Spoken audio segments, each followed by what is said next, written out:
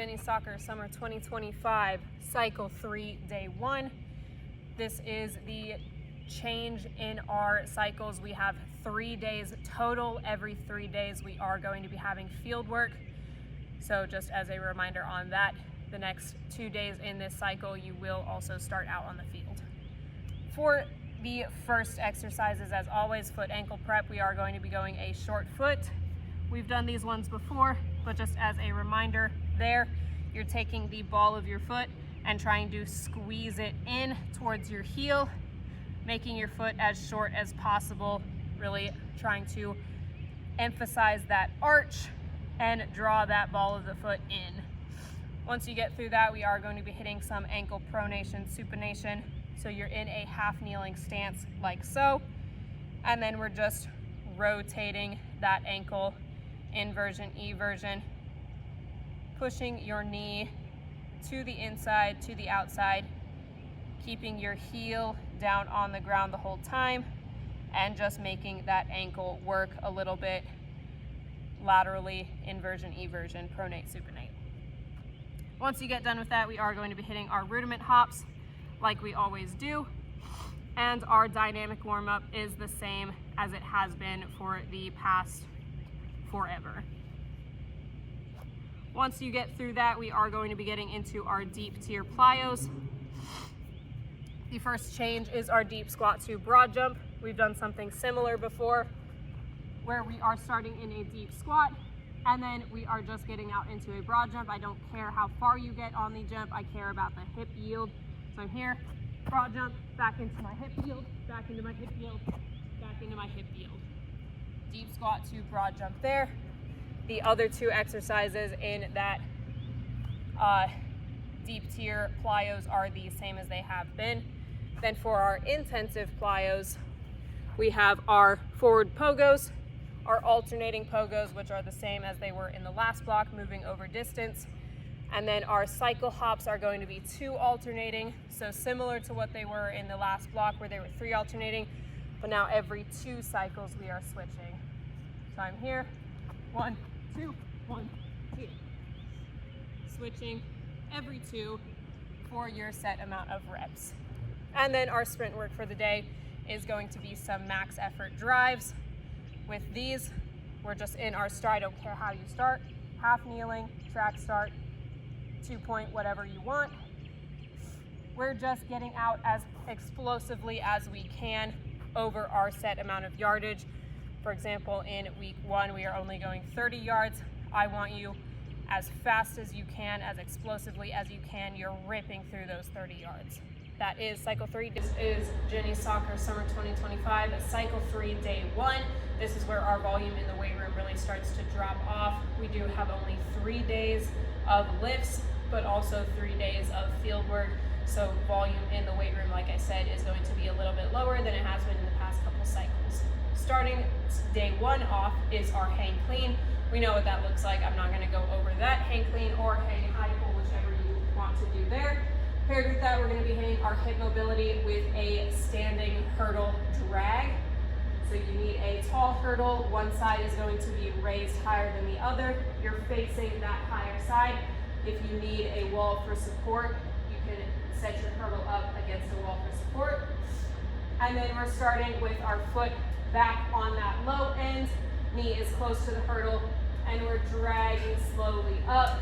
As we get towards the top, that knee is coming up, and then we're just dragging all the way back towards the bottom again. That is our standing hurdle drag right there. Once you get through that block, you're going to be hitting a dumbbell pullover, pull-ups, and a hamstring catch. Our dumbbell pullover, we're setting up on a bench. Your head is going to be off the bench. Dumbbell starts up tall, all the way down, and then using the lats, pulling that dumbbell all the way back to the top. Our core stays braced. My back stays in contact with the bench the whole time, and I am just using my lats to bring that dumbbell back up over the top of my head. With that, we're hitting pull-ups, just normal pull-ups, no eccentric. I want the full movement there. If you need a band for your pull-ups, you can use a band. But if not, really push yourself and challenge yourself there on those. And then our last exercise of the day is going to be a hamstring catch. On your back on the ground, we're bridging up into a hip bridge. Our heel is close to our butt. And then we're dropping down as far out as we can, catching, keeping our hips up off the ground. So again, bridging up, taking that leg out and catching as far out as we can with that. This is Jenny's Soccer Summer 2025, Cycle 3, Day 2. Our foot ankle prep and then our dynamic warm-up are all exercises that we have done before. When we get to our extensive plyos, that is where the changes happen, starting with our lateral yielded jump. Really similar to what it was in the last cycle. Now I just want us being a little bit quicker through it, a little bit more dynamic. So I'm still yielding, but now I'm not really emphasizing my stick as much, really trying to drop the hips down low, but also get out at the same time. With that, we also have a split stance backwards yielded jump. In our split stance here, back knee is hitting the ground. We're just moving backwards with this one, just trying to get the body moving in different ways and be strong in different postures through that. Our intensive plyos, we've got our mini bounds, our regular bounds, and then hitting a curve bound. We have done all of those before. For your curve bound, you're just gonna set up cones 20 to 30 yards apart and make a nice little arc there. Again, if you want to make that curve a little miniature on your bounds, that's fine. But if you want to make them more intensive and really try to challenge yourself, get out on those bounds again, that is great too. For our change of direction work, we are going to be hitting some cone drills. As you can see, my cones are set up in an M shape. I'm starting on one side of my cone.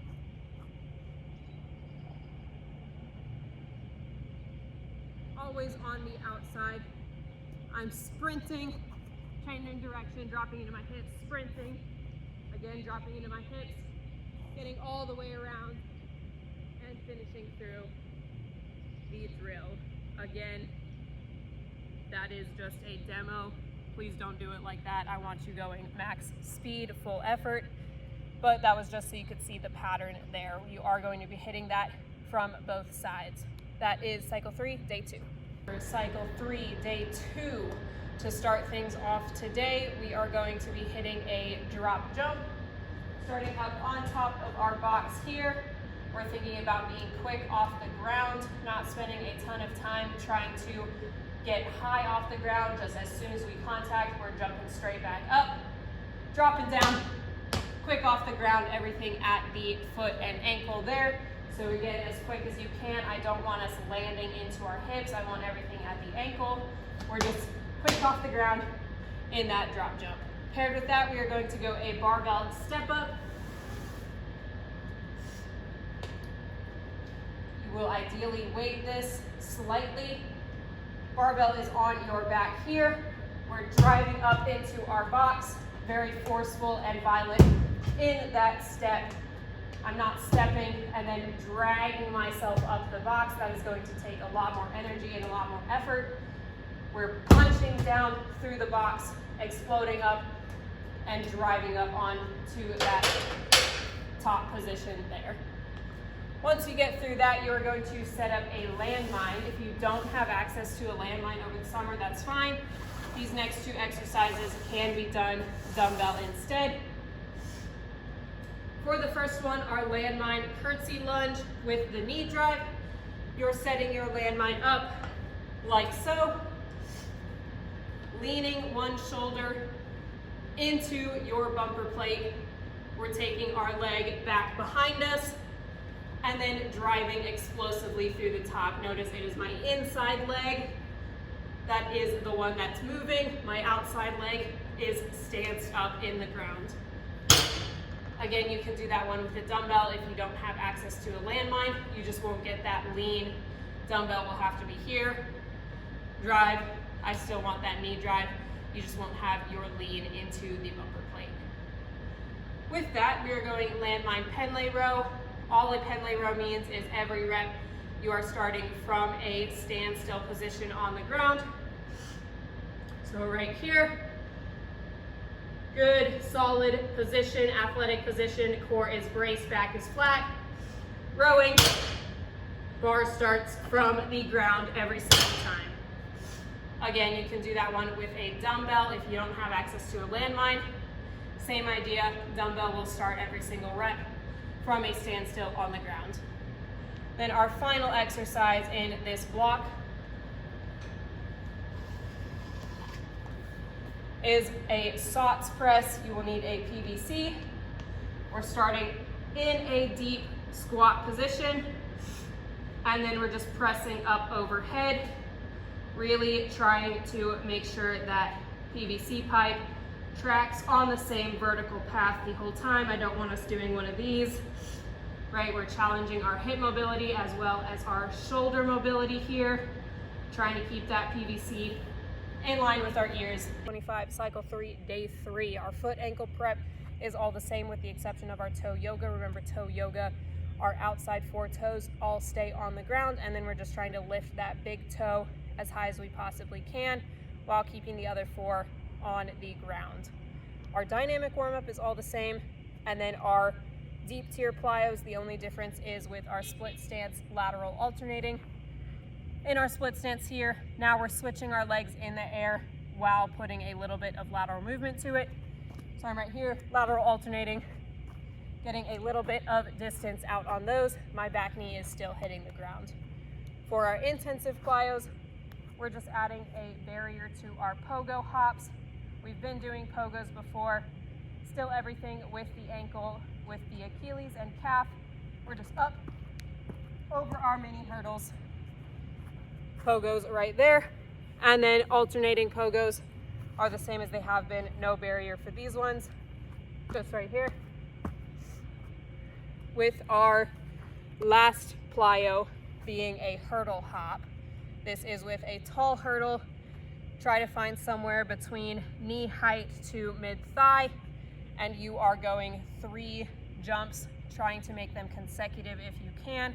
If you need to take a little mini hop in between each hurdle jump, you can do that, but I would like us to have our big hurdles jumping all the way up and over right into the next one there for those.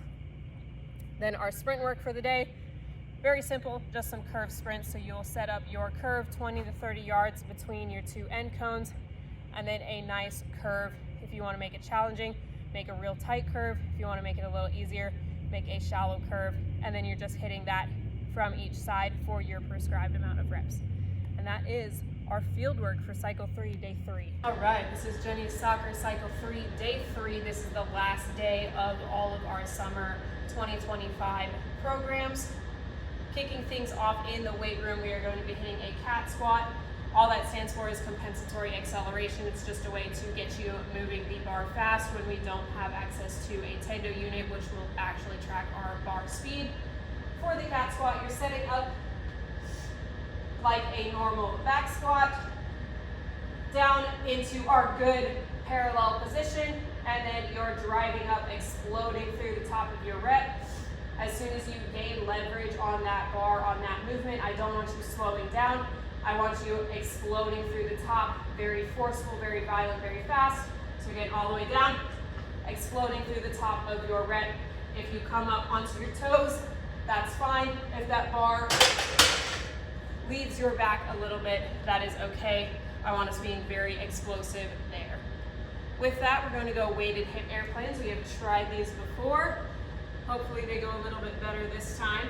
Now that we have done our supported hip airplanes, you should be a little more familiar with the movement. Now we're just going to try to add some weight to it with a landmine setup. If you don't have a landmine, you can do it with a dumbbell. That will work fine.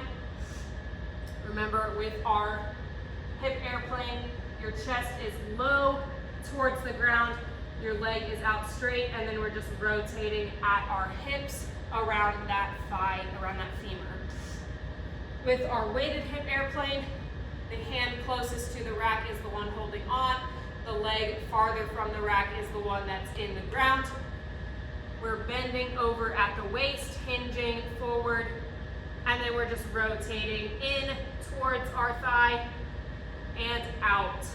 Notice I'm not standing up. This is not an RDL. We're just rotating at the hips, keeping the chest low towards the ground, keeping that back leg out as straight as possible. Once you get through those, we are going to be getting into a dumbbell bench press, same as it has been for the past few weeks. Flat bench, 2 dumbbells this time. Last cycle we did a single arm dumbbell. Now it's going to be double arm again, like the first block. Paired with that, we're going to be going a bent knee calf raise. We're just right here, bent knees, raising up all the way onto our toes, heels as high as you can off the ground.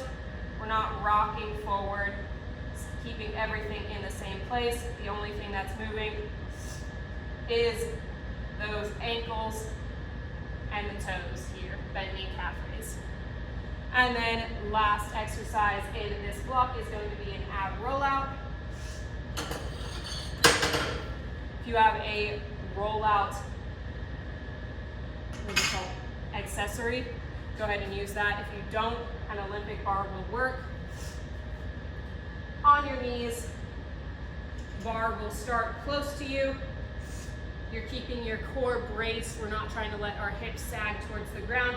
Think you're going to crunch your core all down together, and then we're staying in that crunch all the way out as far as you can, and then all the way back up. Again, not losing that crunch. If you do start to feel yourself losing it, go ahead and just call the set over there. I don't want us forcing reps that aren't going to be good reps.